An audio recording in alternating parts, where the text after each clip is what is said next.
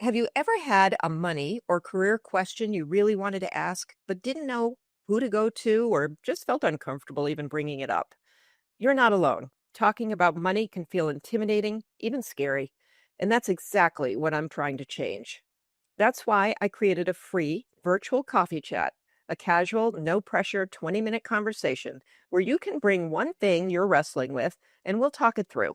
No judgment, no jargon, no sales pitch, just clarity, ease, and a real answer from someone who gets it. If you've got something on your mind, don't sit in the confusion. Book a spot at limitfreelife.com and let's sip and sort it out.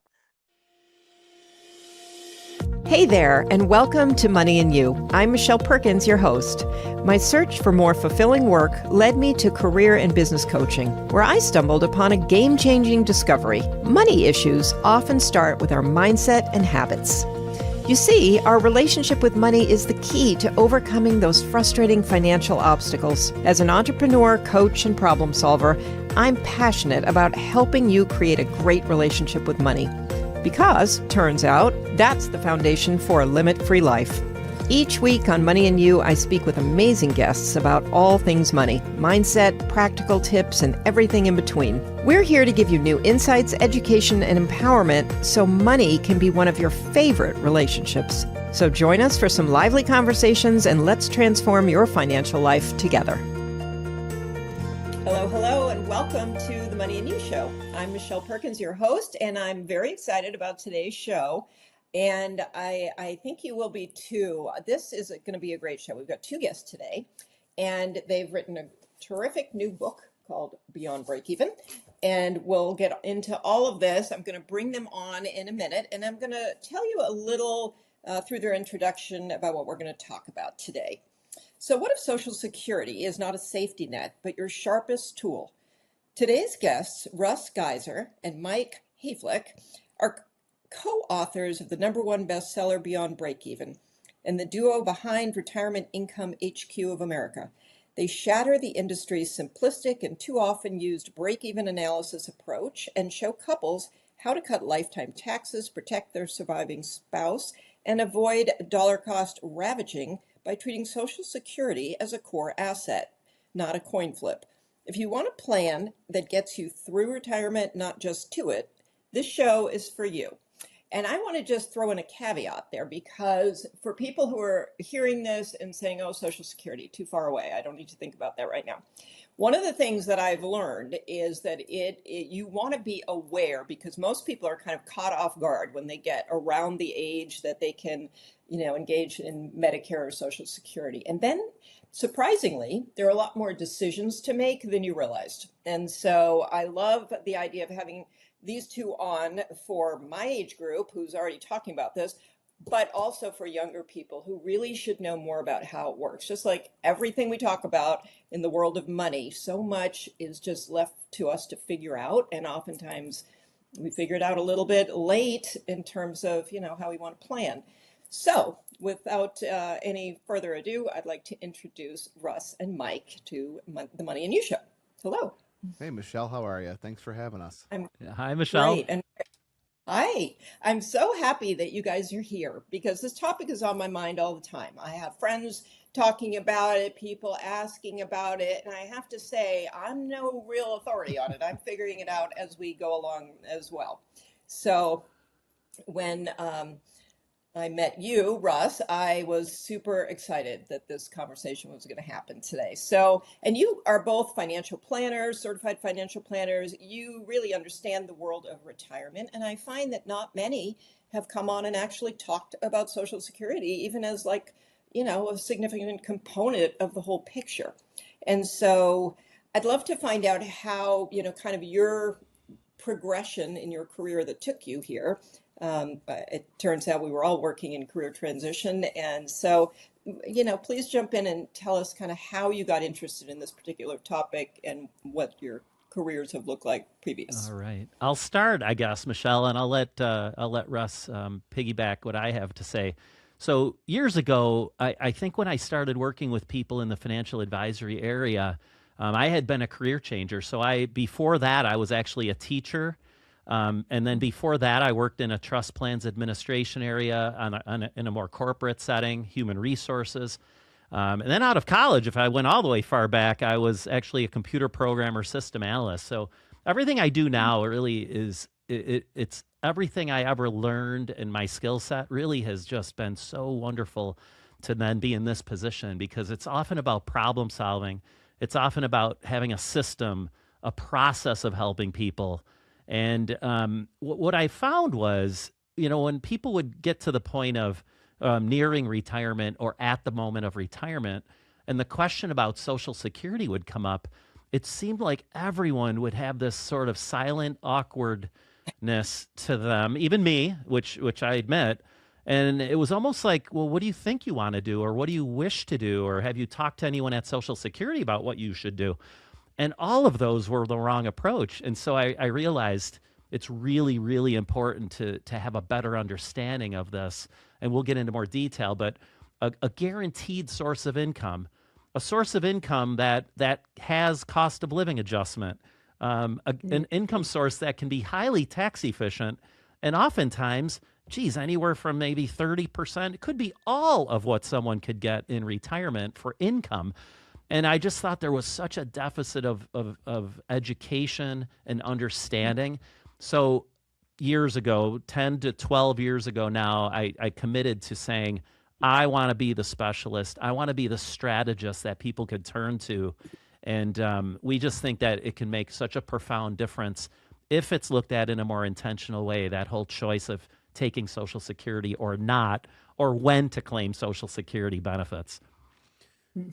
Yeah, thank you. That's great. And we'll get back to that because there's so much, everything you said, brings up additional questions. But yeah, and you, Russ? sir? Yeah, so like Mike, I'm a career changer as well. I spent 9 years active duty in the Air Force. I was a healthcare administrator though prior to becoming a financial planner, and on top of getting certified in financial planning and all those things, I realized who I was serving mostly in our firm was retirees or soon to be retirees, and realizing I knew nothing about Social Security claiming. And as a fiduciary, I'm bound to act in my client's best interests. And honestly, how do you do that if you don't know the ins and outs of what is probably their biggest guaranteed retirement income benefit?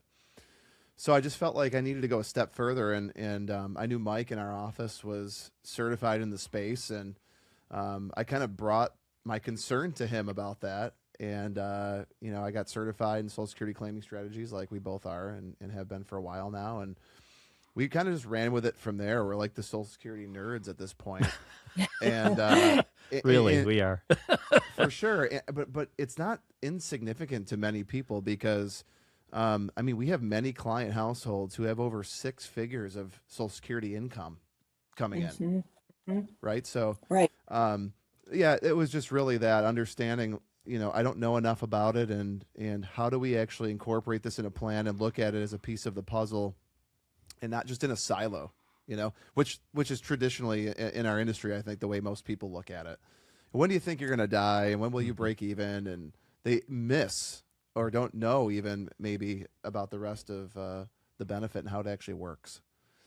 So Yeah, absolutely. I don't know why it's such a mystery, to be honest, but yeah, I totally agree. And are you saying that there's a specific certification that you've gotten in this particular subject yeah, area? so we hold the Certified in Social Security Claiming Strategies designation through the Corporation of Oh, Social that's Security super Claiming interesting. Strategies. So that, amongst others, Mike's certified in long-term care. And so we when we formed the Retirement Income Headquarters of America, we're independent, number one, but number two, we're comprehensive in our financial planning. But it starts with Social Security and income planning expertise, and then from there, it's a pivot. It's tax planning, it's investment strategy, it's estate planning, and Mike and I have those bases covered. When it comes to us and our team. So we were strong, Yeah. and we're both nerds about it too, like I mentioned earlier. So I love yeah, that. yeah, Yeah, I love that. I find that the people who kind of nerd out in a certain area are just unique and really, really helpful for people because everything is frankly more complicated than we think it is. And I mean, not everything, but a lot in the financial world seems to be. And so people just, you sort of get pushed towards things, but you're not getting the full story of what's going to happen down the road. Right. For example, I think how Social Security benefits are taxed is a mystery. I do think For that sure. even the cost of living increases, people don't necessarily know that. And I was surprised years ago when I got the little Social Security statement that they send you. And lo and behold, like you could make the decision of when to take it and the benefits adjusted. Mm-hmm. So Yep.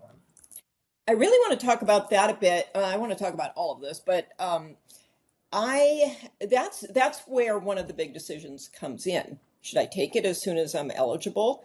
And then if I'm working or not working, that makes a big difference. So can you give us just kind of like a little summary of what people really should think about? Mm-hmm. Um, I think in general, like it's a paradigm shift. And we know by the numbers that most people file at 62. And I didn't know that. Is that true? yeah, it's 'Cause- true. And is Yeah. it just just 4 in 10, just over Yeah, 4 about in 10 40%, file sure. at their full retirement age or later. So we think it's mainly an emotional decision when people are filing, not an informed decision. And to make an emotional money decision is usually a bad decision or not as effective as it could be.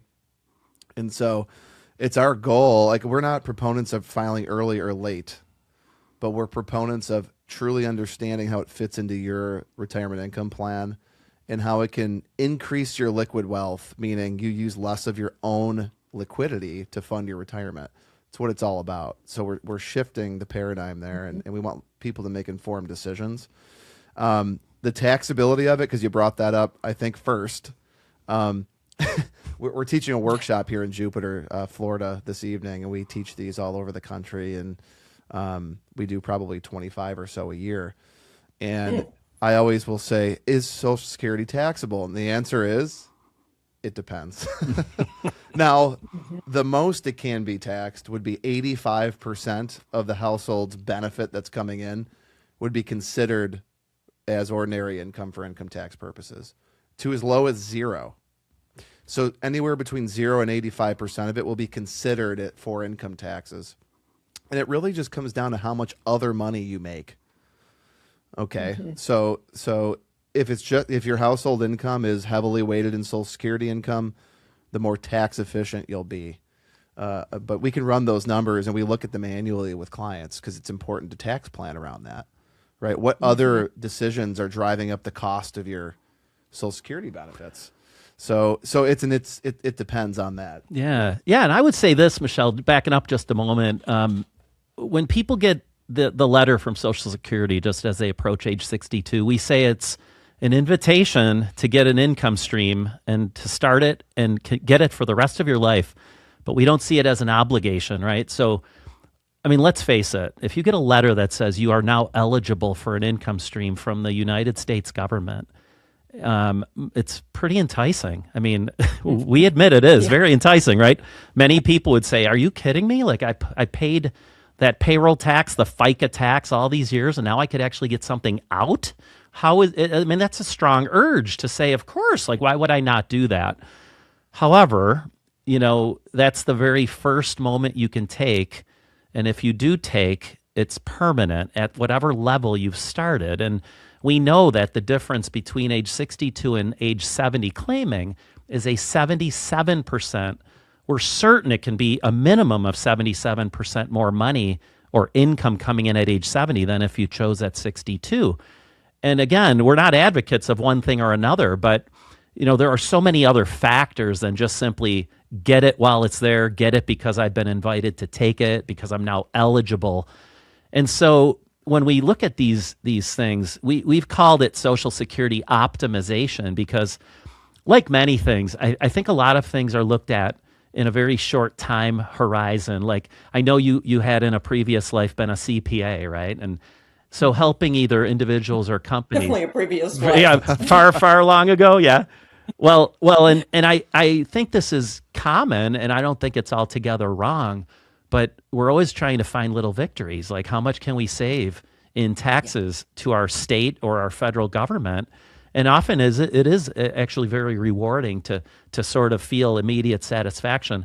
What Russ and I try to do though is say, whether you're an individual or in many cases married couples, we need to look at this as a bigger picture and not just year by year by year. And so when you do that, you start to realize there will be some issues later if you've taken Social Security soon versus later, because you might not have enough guaranteed income to last you for not only your own lifetime, but maybe for the second to live or second to die, the surviving spouse's lifetime. And if you put too much pressure on your own wealth, well, now you're living every day thinking, am I going to be okay? Well, we think right at the onset of retirement, we can say, we can evaluate this. We can give you a really good sense of confidence that you do have enough. It wasn't that you didn't save enough. We just have to use that wealth properly. And that all comes together in the coordination of claiming Social Security benefits at the right time for that household. So again, it's kind of we have to look at things longer than a year by year, and then there are so many other things that can come into the decision to take benefits sooner than later, especially if you take before what's called full retirement age. But I guess we'll continue from there. Well, Mike mentioned the 77% difference between filing at 62 and 70. The benefit is your highest 35 years of earnings. That's how it's calculated. Okay. They do inflation adjust earnings that might have been earned 20, 30 years ago, right before your age 60. It's called averaged index monthly earnings. And then your benefit grows with whatever the annually stated cost of living adjustment is, which is usually announced in October of every year. So last year it was 2.8% for 2025 applied to 2026. But your benefit is calculated off of your primary insurance amount, which is at your full retirement age, which is calculated, or I guess dictated by your year of birth. So born in 1960 or later, age 67 is your full retirement age. Born between 1954 and 1960, it's 66, 2, 4, 6, 8, 10 months, going up in years that you're born. So highest 35 dictates that number. And you're reduced about, if you're 67 is your full retirement age, to full 30% less from 67 to 62. And it's a full 24% more from 67 to 70 at a minimum, because you do get cost of living adjustments added to those benefits, which we don't know what they are. But if you looked back 8 years from now, if someone was 70 this year, all the way back to 62, with cost of living, it would be 138% of an increase in benefit, which is pretty significant. Yeah, it's quite significant. When I saw that, I thought, well, this is obvious, especially if you're still working. Yeah. You just wait till 70, Right. But, I don't think it's as obvious as that. I mean, to me, because that was sort of the decision I made, but it was a split decision made on just looking at the numbers for 2 seconds. Right. So, but I want to go back to something you said, which was about how taking it at 62 is an emotional decision. Can And be. I just kind of lit up when you said that, because that's what this whole show is Yeah. about, is people emotional reactions and their emotions around money, because that drives so many decisions. And I agree. And the story out there for so many years has been, oh, any day it's going to like disappear. So people I feel love like that I one. better have it now while it still exists. So so our brains have sort of fed all this, the fear, mongering that's out there, Yeah. and just the naivete about the whole thing. We don't really know anything, and so it's very easy to just look at that like somebody's handing me a pot of money. I'm just going to grab it. Can I speak on that real quick, though, Michelle? You brought up some great Absolutely. concerns there. And that's what we see in headlines, especially if you're just cruising through headlines, which is probably the worst thing you can do. Oh my gosh, Social On so many Security. levels. Yeah, right. In 2033, the trust fund runs to zero. Oh my gosh, I better get it while it's there. I think it's important to take a step back, though, and understand how Social Security benefits are actually paid for or funded, which 80% of the benefits that are payable are through payroll taxes. So even if you are subscribed to the fact that you think that the trust fund runs to zero, probably you want to put more thought into, hey, do I want 80% of a bigger or smaller number? If I'm truly in that camp. But the FICA payroll tax pays for Social Security, as I kind of alluded to just now. The government knows, though, if they raise the FICA tax, because if you make more than 180, they changed it for 2026. I think it's 182,500, somewhere around there. Every dollar you earn in income higher than that, you stop paying into Social Security FICA. If they uncapped that, there's actuarial studies that show the benefit would be payable as it is with no reductions for another 70 years. So there's very low-hanging fruit Congress could enact, and they haven't even changed the FICA rate for Social Security since 1990, I think, or 92. So in the early, Yeah. Yeah, I actually just heard somebody speaking about this, and I did think it was fascinating because there was that, and they can play with some numbers that haven't been played with in a long time, right, even the full retirement age. for sure. There's all kinds of things they could do to just safeguard it that are not extreme, Right. and the whole thing becomes less scary.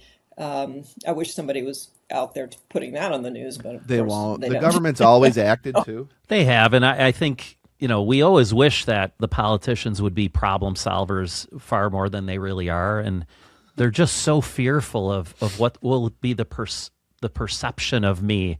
With another campaign coming, if someone puts my name and attaches it to Social Security or Medicare or Medicaid, like suddenly people don't go deep enough.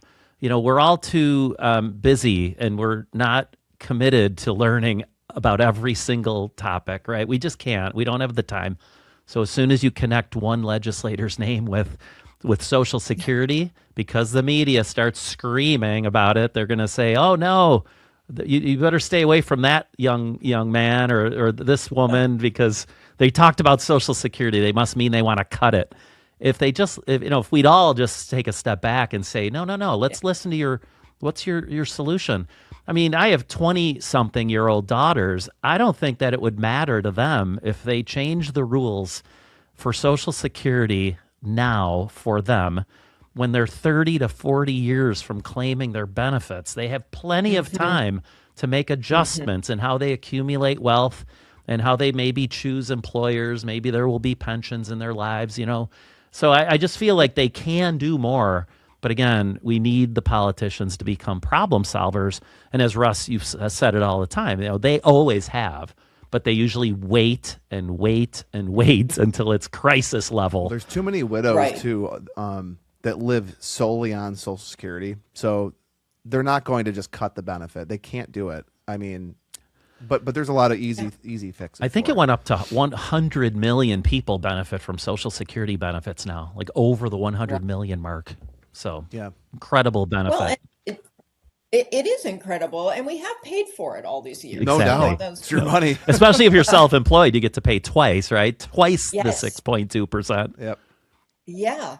So, what are you seeing in terms of these 62-year-olds, the large percentage of them that are taking it right away?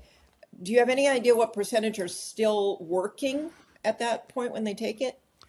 I don't have that number, but this is why people might consider taking it at 62. Number one, they have to.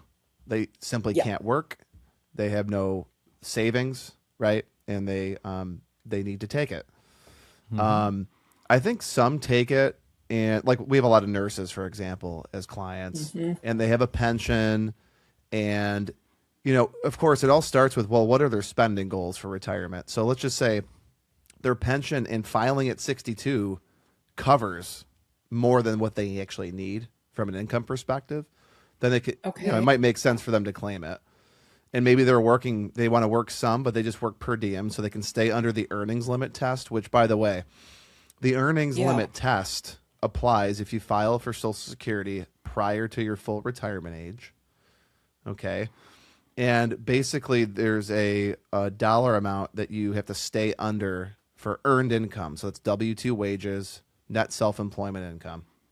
Okay. Passive income doesn't count. Pension income doesn't count. real estate unless you're active in the real estate. So most real estate investors, that doesn't count. Okay. IRA distributions don't count. This year it's 480. 480, Yep. 24,480 in a single year.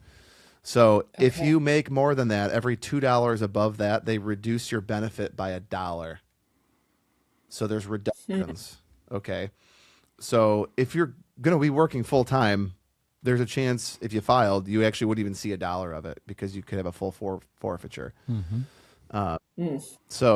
So yeah, so at 62, there could be reasons to take it, but subject to the earnings test, and we'd have to evaluate whether or not that would be impact, that would impact somebody.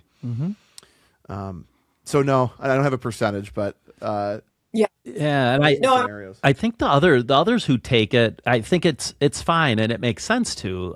If you have a married couple and let's say the one spouse has retired, they're the lower earner with the lower monthly benefit, and by them taking it really doesn't jeopardize their overall plan because really the higher earner of a married couple is often the one we'd more, I think, be enthused about them delaying because their benefit has the higher upside potential. And of course, as we often say, the higher benefit stays in the household if one person passes away. So you don't, you can often put the surviving spouse in real jeopardy by having only one smaller Social Security benefit that remains. yeah. So there's lots of Yeah. reasons, and then there are some people who take, like, if you have, gosh, I don't know what number you want to call it because it really depends on lifestyle and what your needs are. But let's say there's a couple with $5 million of assets or more. We might say to them, it isn't going to be that meaningful one way or another, whether you take, anywhere from, let's say, $18,000 to $32,000 a year, right?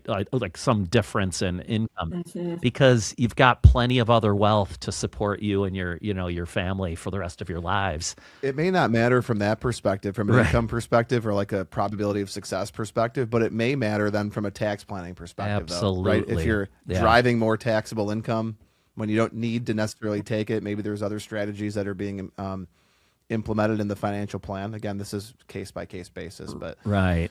So the must takes, and then those that think, on an income basis, it just won't matter.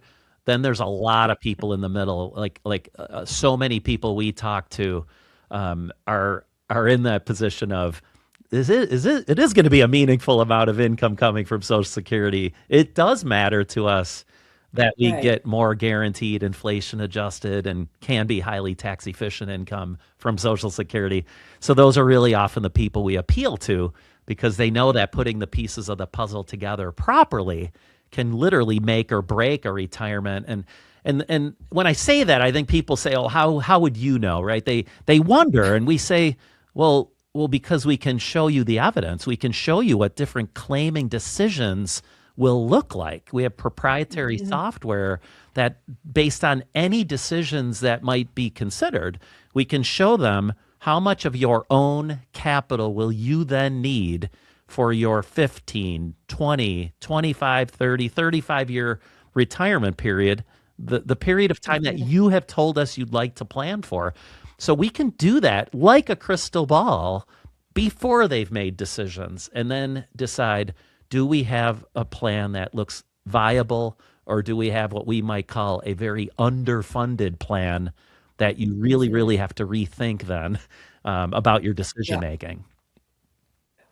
Well, and if, I've had several people come on to talk about retirement, and um, it's been interesting. Most of them financial planners, but also people who, um, approach it in different ways because so many people are not fully retiring right. or don't want to. They don't completely want to stop working. I mean, I'm probably one of them that, I don't know what I want to be doing, Hmm. but I want the freedom to be able to choose whatever work I'm doing and how much of it. Hmm. But I don't really have a plan to stop working. Hmm. So I think that's a different scenario too than the person who's just living on saved money and Social Security. Yeah, Um, that's a good point. Because once you do reach your full retirement age, you can make as much money as you want and still file your benefit. right? So maybe a good I segue to really that wanted to topic. confirm that with you because that's what I've heard. Yep. Like, Hmm. there's no limit. If you're making $10 million a year, you get the same Social Security, No okay. reductions. That's right. And so it's hard for me to, I mean, I understand the have tos. Have to comes in all financial Hmm. Yeah. conversations. People, if you're in a have to situation, absolutely, Hmm. great that it's can help you. But if you're not, then it's hard for me to make up a great case Hmm. for taking it before your full retirement age. Hmm. Hmm. But, or if you just know you'll never want to work again. But I know so many people have retired and then something's come along, a consulting Hmm. opportunity or something where they're now making more Right. money in retirement than they ever made in their career. Yeah. So The, you want to Yeah, be I careful. think I'd love to do this. Like if we just break down these little segments of time that people need to think about. So you mentioned retirement. Like, what does that even mean? Retirement to Russ and I means you don't want to work full time anymore, right? Okay. And that's it. And then at that moment, we know that you have a lifestyle to maintain, which means you have expenses. And so, how are we going to meet your expense needs, right? So Hmm. sometimes what we think is you've got to think of these segments of time. The time before you take Social Security benefits, we call that the bridging of time from full-time retirement to the first person taking Social Security, maybe the second if you're married. And we have to pay for that, right? It's not like someone else pays your bills. So we might use capital, and we call it bridge capital, to basically clever. pay for that. Yeah, real clever, right? Keeping it really simple. So bridge capital is needed to pay. Now, I just want to talk about this for a second. There's some real fear and anxiety when people think about all these many years, maybe decades, they've accumulated wealth. And now you're saying to them, but we're going to start spending your wealth. We're going to start spending. You're not going to be intentionally accumulating anymore. Clearly, that can bring a lot of anxiety because you're used to a deduction coming out of your pay or writing checks into a SEP IRA or IRAs or whatever. You're adding to your wealth usually, right? For many decades. Now you're saying you're going to ask me to use my wealth? Like, I'm a little fearful of that. I don't want to run out. The other Right. thing, and you'll relate to this, Michelle, in our industry, professionals like us, we get paid for what we do. We either get paid maybe on commissionable products or advisory fees, like based on assets that we might have under management in an advisory firm. And honestly, and I say this with all sincerity, some of the last, one of the last things that many advisors in our industry would want to do is say to people, I want you to spend down some of the wealth you've accumulated and wait to take Social Security, right? Hmm. Because they don't know anything about Social Security and claiming. Yeah. They don't want to see wealth leaving the firms for which they have money invested, right? They get paid. Assets under management means that there's a balance of wealth that they get paid fees on. So all of this lends itself to, if it's you, Michelle, and we're talking to you and we're uninformed, we say, well, Michelle, what do you feel like doing? What do you want to do? Do you want to take Social Security? I mean, you've been paying into it all your life. And you might be thinking, well, if the choice is taking Social Security or using my own wealth, of course I want Social Security's money. In our Right. opinion, bridging can often be the better idea because you'll then end up with more guaranteed income. Not in every case. Not in every case. But then we have to Yeah. figure out what's the income gap. You might not get enough from Social Security, even if you're delaying. We have to figure out how Right. much more wealth do you need. Well, I think the other thing too is most people have no idea how to spend down their own wealth or start distributing, right? We call it the save it and the spend it years in the book, right? Really, it's Okay. the Okay. accumulation and distribution years, but save it years, your dollar cost averaging into the market, right? Your 401k plan, whatever, is solo 401k, whatever you might be doing. And then when you go to spend it, it's a lot different, right? Because you're not putting money in, like Mike said, but even if you earn the same annualized rate of return, you can significantly diminish your wealth depending on what the sequence of the returns are. And so retirement really becomes risk management more so than it becomes for chasing returns. I'm not saying you don't need good investments and to be well diversified and you're not trying to earn good returns. It's just you have to understand what the risks are because they've changed, right? So by understanding how much capital you actually need to live out your retirement, then we know pretty much how much of your wealth is really needed to live your lifestyle. And then we can be Right. very intentional about how that's distributed, whether we can be more aggressive for what we would call excess capital, wealth you have, you just don't need to live how you want, right? It's more Yeah. discretionary, or we resurrect the notion of legacy, or maybe now we're using that to fund long-term care and permanent life insurance. Again, depending on what people are concerned or worried about, you can embark on all these other strategies, but first you have to understand how distribution works and how shifting from working and accumulating to spending and distributing Right. what the Right. nuances are. And Social Security has a big piece in lessening the risks in the distribution plan, more so than others, but that's how we evaluate it.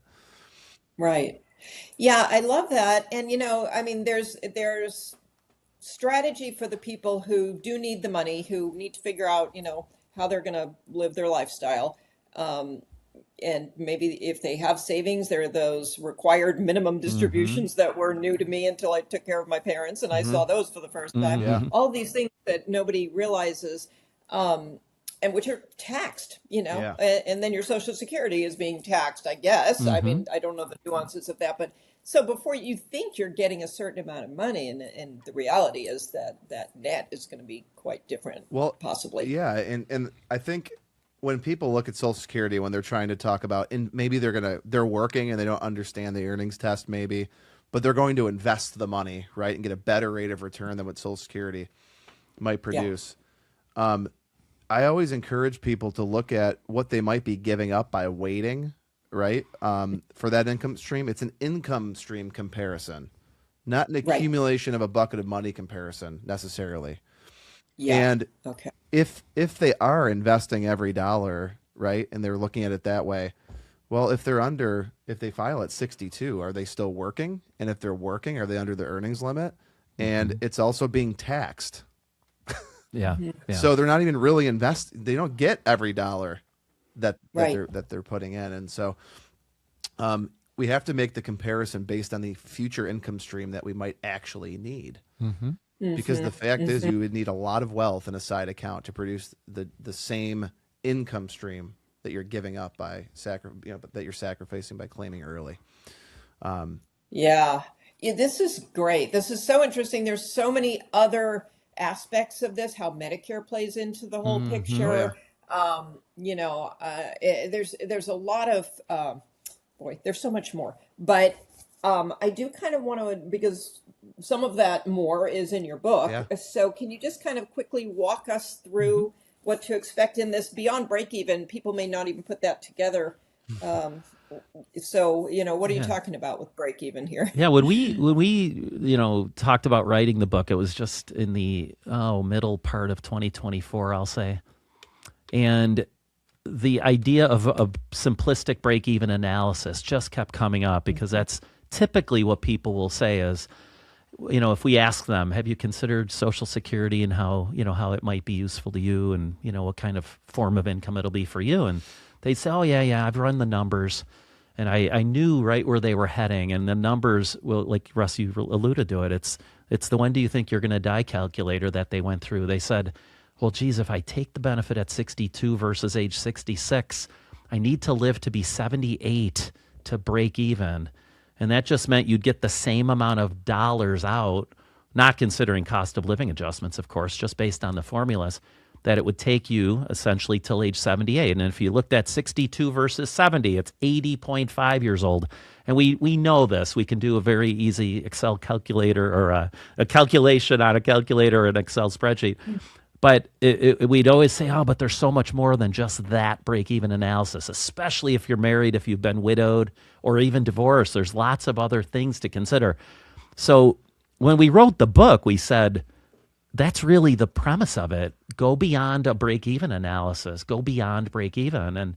And of course, doing this, I guess I'll let Russ interject, but we wanted the book to be about a 2 to 2.5 hour read, literally from like maybe whatever cold weather state you live in to that nice warm weather destination, like a 2 to 3 hour flight, you'd be done with the book. And we wanted to be basically easy to read, meaning, you know, people that are more informed on financial matters or people very informed on financial matters, they get through the book very easily because there's lots of examples and cases and some definitions of things that they should consider. So we actually have real cases of people we've worked with, of course, changed the names, but things that they thought they would do.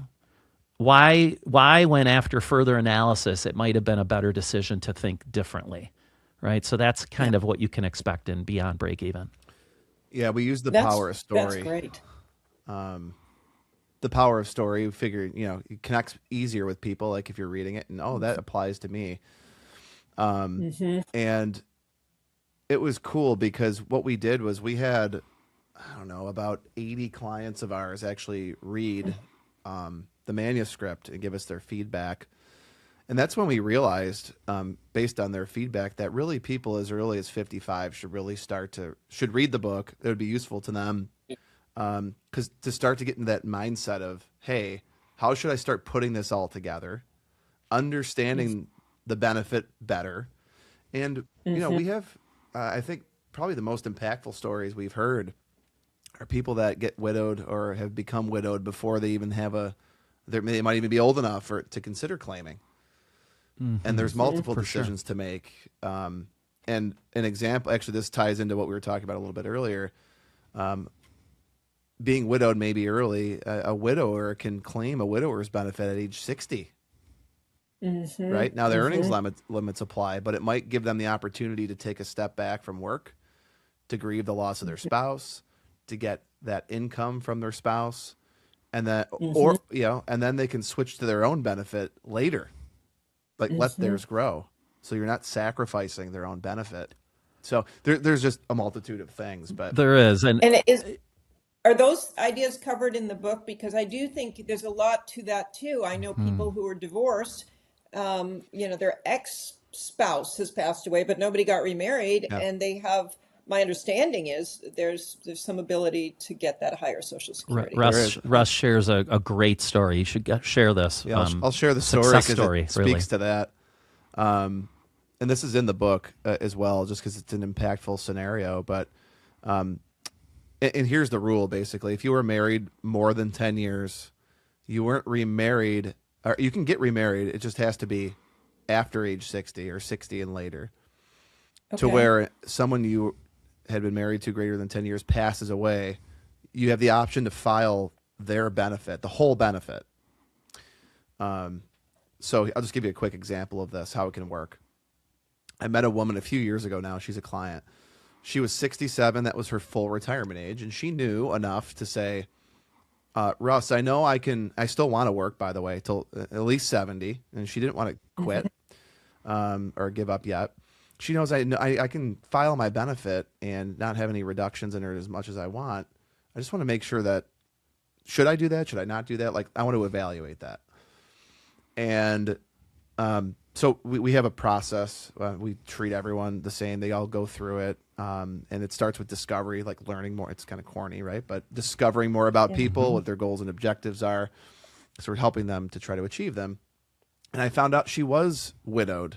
She raised her family, her 2 kids, all on her own. She was married for 11 years, right? 10's the magic number, 11 years, never remarried. And I told her, I said, yeah, you could claim your own benefit, but you're entitled to this survivor benefit. Or I had found out her ex had passed. And so she went to Social Security and she had come back and she said, Russ, I'm actually going to, she was already 6 months past what we would call her widower's full retirement age. So she was actually able to retroactively file 6 months back. So she got a lump sum of back pay, filed for her benefit, her widower's benefit on her ex-spouse's record without reductions, right? Because she was past the full retirement age, while letting her own much bigger benefit grow. And she switched to her own at 70. And all in all, she ended up with about $60,000 without in excess, without interrupting her own benefit. Wow! And gave it, or she plans to give it all to her kids as legacy from their father, who didn't, have anything really to leave the kids. So I thought that was pretty cool. That is very cool. I love that. But you're not going to get a letter from Social Security saying, "Hey, you have this Yeah. benefit you could claim. Yeah, we you have know? reason to think you might get something because of this, former spouse, divorced for many decades actually at that point. Yeah. And actually, I guess, some people might say, oh, why would I have to talk to these guys, right? Like, what's the point? What does it matter for me? And I'd say, well, one thing is some of these agents, the Social Security agents, wonderful people, I'm sure many of them, maybe all of them, but they're literally told in their operations manual not to give advice. They're told, do not attempt to persuade claimants into any decisions.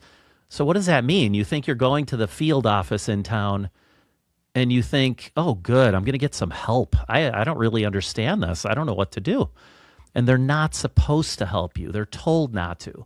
So you really have to be educated as to what the benefits are for you and what exactly you're asking for. Or it could end up far, far different. The real danger is if they said that to people, like, listen, we're not supposed to give advice. You really got to look into this on your own. Do what's best for you, and then we'll actually file the claim for you. That would be far better.